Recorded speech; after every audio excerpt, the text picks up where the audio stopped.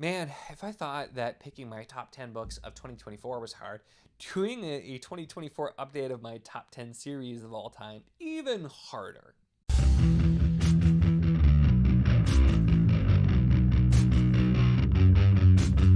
Hello and welcome to my channel. That is right, it is time after taking a year break, not doing an update for 2023. It's now been 2 years since I've done a top 10 series of all time update.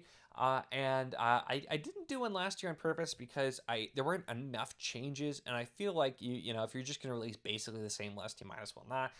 There's some pretty good changes. 50% of this list is different than it was 2 years ago, there are a big shakeup with changes here, and I think too it's really great. I love that my list is changing as much as it is because really I read as much as I do, and I'm so focused on reading fantasy because I want to find the greatest fantasy series and I want to read them, and I'm always on the lookout for what the next great thing is. And so I'm like starting where I start a series, I'm like, ooh, this is what I'm looking for, this could be something that's going to jump up here. And so I'm really excited to go in and talk about the changes here. So just to remind you, or if you've not seen my original or the last update of this, because this is the third time I think that I've done this, I do specifically require that the series be either finished or that I've finished it. Now, with exceptions of if there's like a definitive end of an arc, I will count that. Like the original reason that I broke that rule is because I had finished up to Tawny Man with Realm of the Elderlings when I entered it into this list. That's where I consider it to end anyway, but you have a really strong ending there where like you don't even necessarily have to continue, like it feels like an end. I'll count that as like a division point just because, you know, you series and follow-up series and that kind of thing, I feel like makes sense as well. So that's kind of the idea here, because just spoiler, there will be some series that fall into that feeling there. And so that's kind of the thing here too. So no, I don't do like if it's like connected book universes, that type of thing. I don't do that type of thing either. But yeah, that's kind of where we're going. So I have to have finished the series, and it needs to be done, or at least done at an arc kind of ending point, because I feel like I can't really judge it for sure until I get to that. So that's just my rule. It's an arbitrary rule, but it's fine.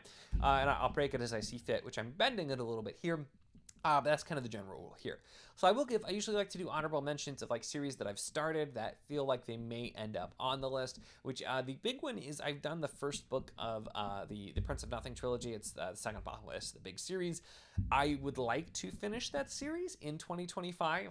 So, you know, if I do, there's a really good shot that makes it onto this list just based on the first book, but we'll have to see. And so before we get into the actual top 10, I do want to spend a little bit of time talking just briefly about the series that have fallen off the list. Obviously, these are still great series. They're things that were on here previously but have now been bumped. And that'll give you some preview of how the list is different, because like I said, there are 5 series that have fallen off, and it's not saying anything negative about them by any means, but I feel like I'll talk about them because they probably are the honorable mentions now. So first in that category, we have the Obsidian Path trilogy by Michael R. Fletcher, which was in our number 10 spot. In the 2022 edition. I still really enjoyed this, and I know he is working on another book in this series and like starting another sequel series with it that's going to pick up where it left off. So there's a very good chance that since there's going to be more to this later, that it could make a reappearance back in. But that was in the 10 spot, so naturally it's going to be the first thing that jumps off. Also in the number 9 spot, we had Mistborn, which I still love Mistborn, but I do feel like I'm a little bit more soured on Sanderson, so that might be a little bit of a part of it as well. But that one has also dropped off the list. Now, the big one that I know is going to probably tick some people off and might make you just not even want to see the rest of the list, or maybe, you know, you'll just hate watch it. But Malazan Book of the Fallen, which was at our number 8 spot in the last update, I have dropped off this list. Now, as I said when I put it that low to begin with, I fully recognize that Malazan is a masterpiece. It is a masterwork, and I appreciate the heck out of it in retrospect. But enjoyment and rereadability are some huge things that I include with this. How much did I enjoy it? How much do I want to reread it? Malazan is a series that once I actually reread it, because I've still only read it through once, and I had a pretty horrible time with it, I still so many things about it stand out to me, and I do really appreciate it in retrospect, but based on my lack of enjoyment while reading it, I've always debated if I should even include it here, because this is my top 10, not the top 10. It's mine. Once I actually reread the series, I have a feeling it'll jump up probably pretty high on this list, to be perfectly honest, but I need to reread to really do that, and so until then, it probably won't be making an appearance back here with it. So the other two, 7 and 6, I feel like are also going to tick a lot of people off because they're also very popular series. They're both still great. But is Faithful and the Fallen, which was at 7 in 2022. I still really enjoy this series. It's still one that I will probably reread. It's also one, though, that overall, the first 2 books I thought were more so okay, and it's the last 2 books that really did it. And so I feel like it's another one where it's with all of the extra stuff that I've read, it doesn't quite make the cut to be on there. With that, and then in a similar vein, the Greenbone Saga by Fonda Lee. This is also one that, for me, it was Jade Legacy that really, really just blew me away. So this being on 6, honestly, probably was a little bit of recency bias because I loved this book, but especially reflecting, I still love this and I still love what it did. However, the first book I thought was okay. The second book I thought was better, but nothing special. And it was really just this third book. And so as a trilogy, it's really just this last book that I loved. And as a trilogy, I feel like it doesn't quite hit that bar for me because of the fact that it really was just the last book. So that's also going to be dropping off. So now that I've probably pissed off half the audience, let's start the actual top 10, my top 10 fantasy series of all time list of 2024. Which absolutely is the definitive list. If your list doesn't match this exclusively, you are wrong. You're going to have to deal with... Nah, I'm just kidding. But all really great stuff. So let's jump in with number 10. And coming in at number 10, and right off the bat going to the end of an arc counting to allow it to be on the list, is the Collation Saga by Andrew D. Meredith. This is Dread Knight, which is the end of the first arc. It's a cool naked hardcover here as well. And this very much is a definitive ending. Now, there will be more in this series, but again, this is the end of the first arc. This is very much an ending, and it feels very complete, so I feel like it made sense to be here. This was an honorable mention because it was a series I was greatly, greatly enjoying, and I thought would make it here. But it's a series that just is so much to my personal taste that I've really talked about. The storytelling, the fact that it's just incredibly high fantasy. There's everything about it. There's no like normal stuff. There's no horses. It's all different stuff. It's all very, very high fantasy. And the storytelling where we just are kind of going as we go and immersing yourself in the story just works really, really well for me. And so much about it. The characters, the way the plots weave in, just all of the different focus, the exploration of religion. It just ticks so many boxes of things that I absolutely love in fantasy. And from the very first book, I was really enjoying it, but I really found that it just is increased as we built out more. And there's some pretty big things that happen in the last book. And so I am really curious to see where this goes as well. Who knows? It could end up higher on the list, but it definitely deserves its spot here at number 10. Now, number 9 is a really interesting one because number 9 is a series that was originally on this list and fell off of my 2022 update. And it was for a similar reason that I was kind of talking about with both the Greenbone Saga and Faithful and Fallen, where although I loved it in retrospect and the third book was amazing, the first 2 I had some issues with, and so it wasn't like a completely, I love this, every bit of this, but it has jumped back on because I've now finished the sequel series. So at number 9, that is the Chronicles of Thomas Covenant the Unbeliever by Stephen R. Donaldson. Now, I love the first trilogy, and The Power That Preserves, the last book in the original trilogy, is also just one of my favorite books. It was so good. It did all kinds of stuff. And reading the follow-up trilogy, which really feels like it's a connected part and feels like you need all 6 books to finish the arc, which ends with White Gold Wielder, really just made me appreciate it even more. I immensely enjoyed the second trilogy. And while I had less problems, I feel like it in some ways, it also is just going back and thinking about the first trilogy. I love both so much. Put together, they really build off of each other, and they really show 2 different sides of the coin. Donaldson is a phenomenal writer. His prose is fantastic, but the exploration here, and he's very heavy on themes. We have Thomas Covenant, who's a very unlikable character. He has leprosy, and he is doing, it's a portal fantasy. He goes into the land. It's this area, it's just so vibrant and full of life, and he hates it because all he can focus on is himself and his leprosy and his miserable life and doesn't want to appreciate it. And so we see that, but he's the unwitting hero or anti-hero who's expected to somehow save the day, even though he doesn't even want to believe where he is real. The sequel trilogy, which takes place much, much later in the fantasy world and shows things on kind of the flip side, where everything is very different. Everything's been corrupted from what it was in the first. And now he's there, and again, feels like he might have to try and do something, but it really gives us a way to explore the character very much in depth, and just the next trilogy does such a great job. I really enjoyed it. I did do a series spotlight on Thomas Covenant, and then a series review of the second Thomas Covenant Chronicles. Definitely recommend checking out. Absolutely deserves the spot here on number 9, jumping back onto the list as well. So then let's check out number 8. So number 8 is again a series that was an honorable mention, but I had not yet finished, so was not yet eligible, and that is the Draenei Saga. The first book is Legend. Many of these, like Winter Warriors and Quest for Lost Heroes, are standalones, don't necessarily have to be read in order, although you will see some, like reading them in timeline sets kind of makes sense, and the books do reference each other. Sometimes you'll have a book reference a character that's in a book that was published later, or some of the books published later, even if they take place earlier in the timeline, kind of connect. So I do think reading these in chronological order is completely valid. I mostly did publication. I did publication first, and then I switched to chronological order, and I think that does make a lot of sense. But I really just immensely enjoyed Draenei the whole time through. Some books are definitely better than others, but so many of them do stand out. Quest for Lost Heroes, which had a lot of humor, which I loved. Winter Warriors, which was just unexpectedly filled with heart.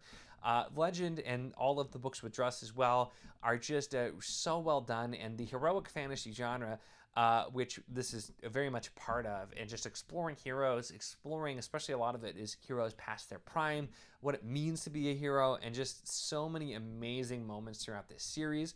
And it's one of those series too that as you read it, when you read the books that take place in an earlier time frame, it adds so much to the lore, it adds so much to the story, and it's just a series that once you've finished it, you look back and just realize that it's even better now because of the fact that you've read all of the books, you've seen the story from start to finish. There was not a book in the Draenei Saga that I did not enjoy. I liked some more than others for sure, but there was not a book in here I did not enjoy, and I really, really enjoyed this. I highly, highly recommend. David Gemmell's another author. I plan to pretty much read whatever he wrote while he was alive. Everything I've read from him so far I have really enjoyed, and Draenei is it is a fantastic saga following heroes. Just really, really wonderful reads, and again, highly, highly recommended. Very much deserves its spot here on this list. Now, coming to number 7, we have an entry that has been on this list very much before, but is coming in lower than it did because we have a lot of changes as well. So our first returning entry on this list at number 7. So our first returning entry on this list is at number 7, and that is Crown of Stars by Kate Elliott. This is actually the final book in the series, the first book being King's Dragon, and I really love this series. Now, it actually feels a little bit wrong that I have this ranked lower than before, because I did a reread of this in 2024, and if anything, I enjoyed it even more the second time, and it's a series that I really loved, so it was a lot higher. So this dropping down actually has nothing to do with this series dropping in my estimation. It has everything to do with me reading so many other great things, and it just falling a little bit because of that. But this is a series that, again, I highly recommend. I loved my rereads so much. Thankfully, everybody else who was reading it really enjoyed it. But this is it's kind of a historical fiction-esque type of fantasy. It takes place in an analog Europe, but then we have a lot of magic and world-building things put in here. It's got lots of politics, some great characters, fantastic world-building. The world-building is something that really stands out, because Kate Elliott does so much of it, especially because, when you're building off of an existing, our existing world and adding in all this magic and history and lore, it works so well, and it remains a series that I really enjoyed my time with. I like the first time through, there was one of the books I didn't really like that much, and I had no issues. I just enjoyed it thoroughly there. If you like your kind of, medieval historical fantasy type of thing, if you like politics and magic and world building, this has so much to offer, and is a really, really great series that I cannot recommend enough. It's been one of my original just shouting about, wanting people to check out more, because I think it's super, super underrated. It is really, really well done and absolutely worth your time. And then coming in at number 6, another returning entry here, and one that I really did debate between this series and Crown of Stars about which to put first, but I kept them in the same order. They were adjacent to each other in the previous update as well, but that is The Realm of the Elderlings by Robin Hobb. And this is the series honestly would have been even higher, because originally after finishing Fool's Fate, the last book in the Tawny Man trilogy, this was at number 2. Unfortunately for me, the last 7 books really brought it down, which I've talked about. I'm not going to talk about more here, but it really brought it down for me. The only reason I keep this just above Crown of Stars is because I actually associate a lot of the writing with kind of the characters and the feel with some of the politics and some of those things similarly, and I think Hobb in the style there, the writing just slightly edges out Crown of Stars for me in these first 9 books versus the 7 Crown of Stars books. So it is a slight edge, but that's where, since they have a little bit of a similar feel, I always say if you like Realm of the Elderlings, I really do recommend Crown of Stars, because I think it'll hit some similar feels for some, and there are definitely some moments that feel like in Crown of Stars that feel like they could be in a Realm of the Elderlings book. And they were also being published largely around the same time too. But so I think definitely there. Realm of the Elderlings, I know, has really had its time. It's become very, very well known and popular again on BookTube with a lot of people like myself who are reading it for the first time. So although it didn't stick the landing for me, the first 9 books are still absolutely amazing, and it is still a little crazy to me that we've gotten to the point where this is only number 6 because we still have so much more to go. And I just, yeah, I won't be reading any more in this series, even if there are new books. So that's where I don't think there's any chance of Realm of the Elderlings going back up, but I would be pretty shocked if it ever fell off the list, to be honest, because I love this series so much. All right, so that gets us then to number 5.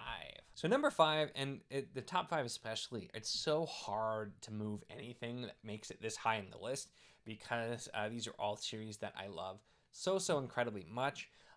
But number 5 is another newcomer, and that is the Chronicles of Hanuvar by Howard Andrew Jones.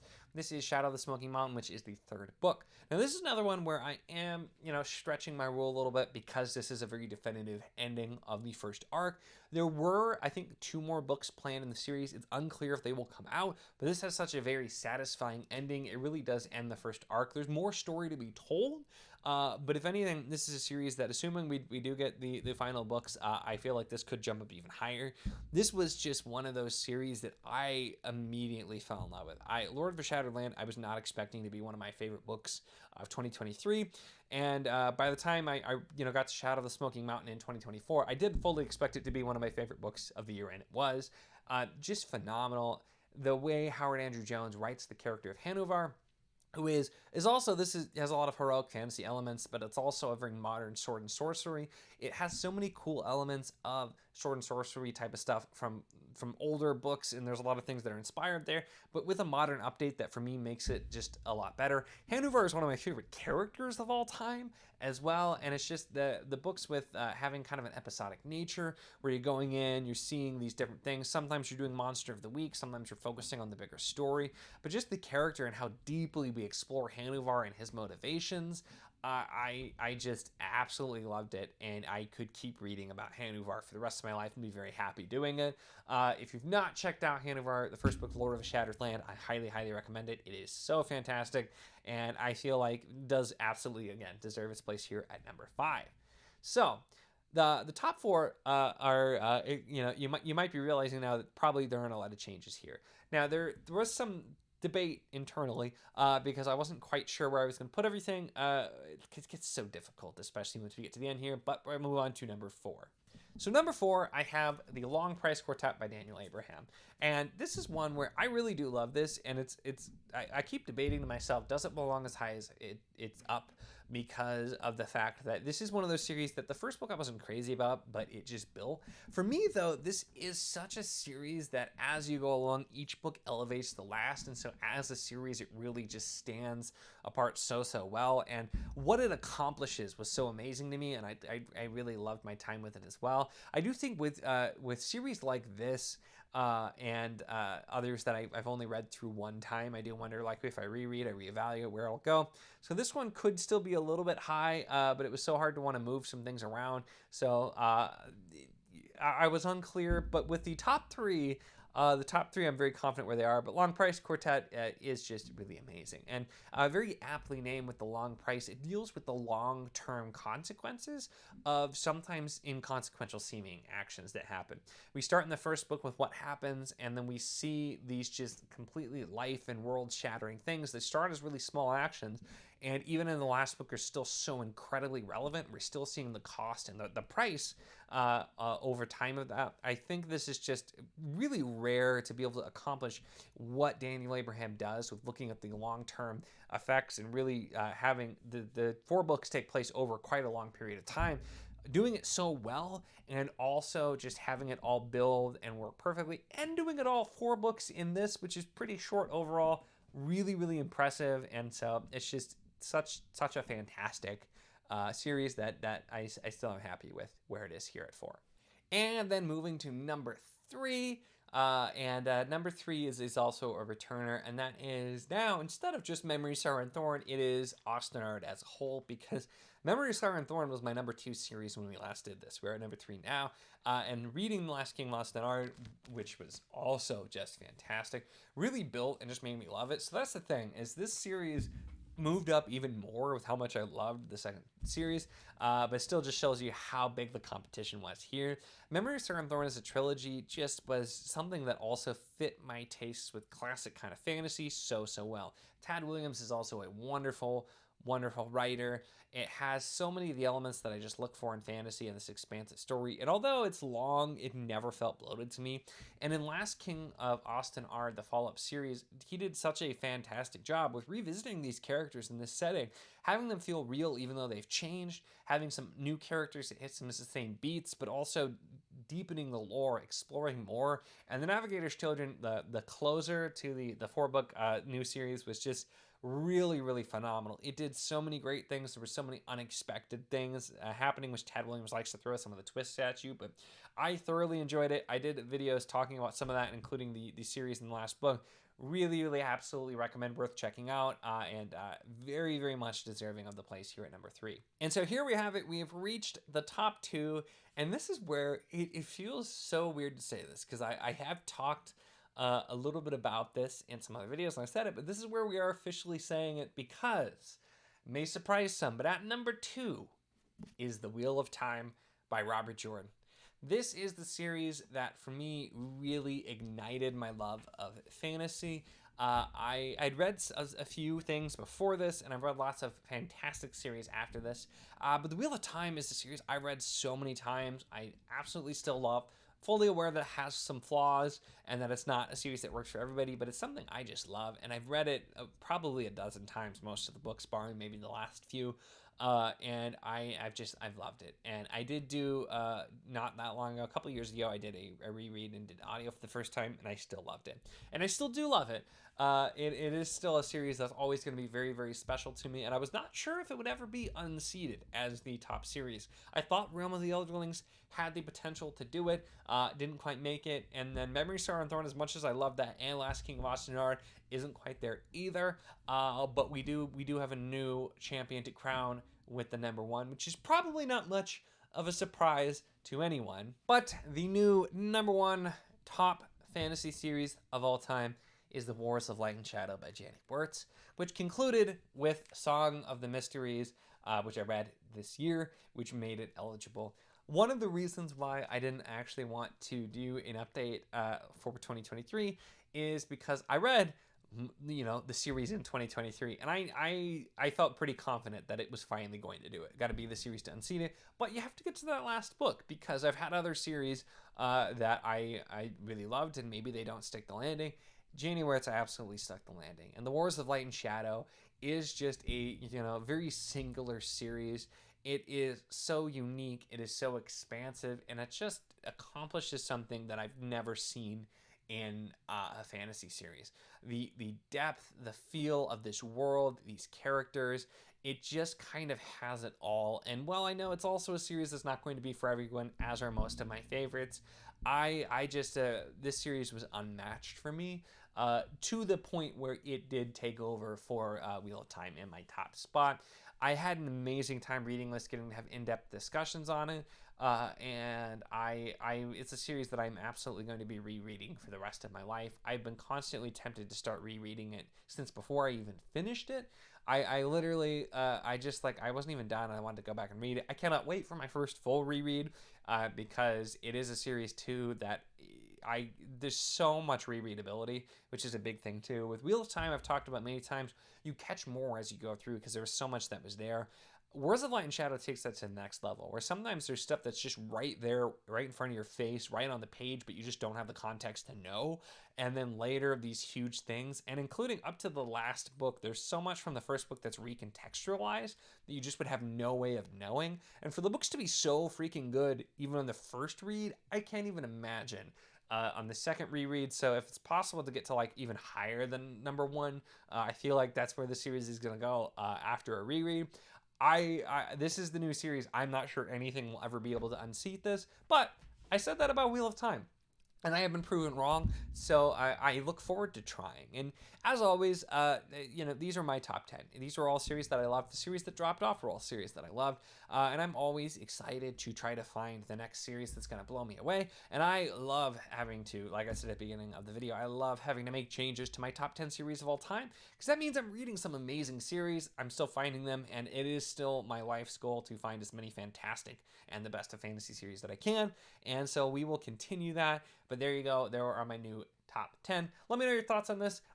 Try not to spoil the placements of the list too terribly much. So you can talk about the stuff, but just don't talk about where they are. Because I don't want people to be too spoiled if they're want to watch and see where everything ends up. But there you have it. Let me know your thoughts on these, as well as I'm imagining I'm gonna have some angry thoughts as well. But if you agree, disagree, or if you have other series that are really, really high up for you, or series that I should check out that maybe I haven't yet, I love to hear that, and always adding more to the list. So definitely let me know in the comments. Make sure to give the video a like if you enjoyed it. Check the links in the description, as always, for the Patreon if you want to support what I do, as well as the Wizardly Enclave Discord if you want to chat books, whether these books, other books, really anything at all. It is a lot of fun, and we'd love to have you. And of course, if you enjoy my content, make sure to subscribe.